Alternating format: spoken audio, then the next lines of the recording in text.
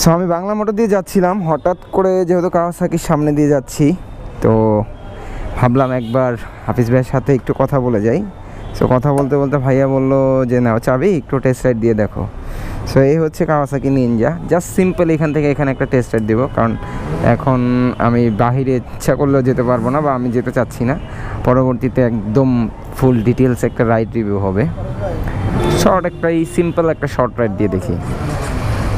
But আমার কাছে sitting পজিশনটা খুব ভালো লাগছে, মানে আমি বসে খুব আরাম পাইছি। যে লাইক খুব ছোটোখাটো একটা বাইক, খুব ভালো লাগছে।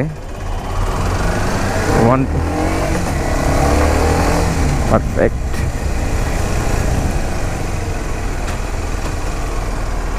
কিন্তু আমি একটা জিনিস বুঝি নেই, এটা 2000 RPM কেন এরকম হয়ে আছে।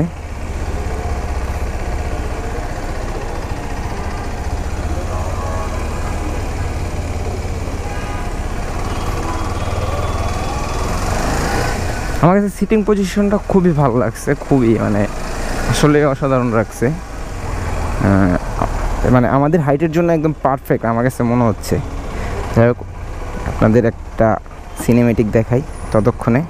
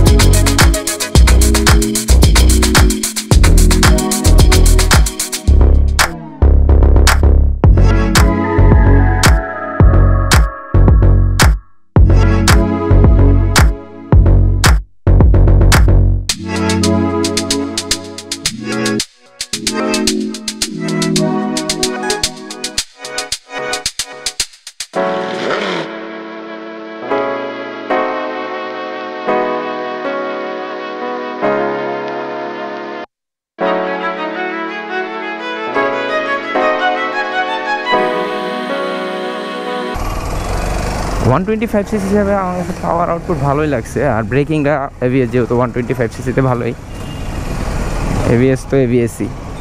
যাক, সবথেকে মজার বিষয় হচ্ছে এটার সিটিং পজিশনটা, মানে স্পোর্টস বাইকের মধ্যে আমার কাছে GSX-R আর এই কাওয়াসাকির যেটা, আমার কাছে সিটিং পজিশনটা খুব ভালো লাগলো। বিকজ হচ্ছে গিয়ে একদম কমিউটার বলতে একদম মানে স্পোর্টসই চিকন চাকন বাইক তো, আর আমি হচ্ছে গিয়ে একদম ছোটোখাটো মানুষ হিসেবে ভালো লাগছে।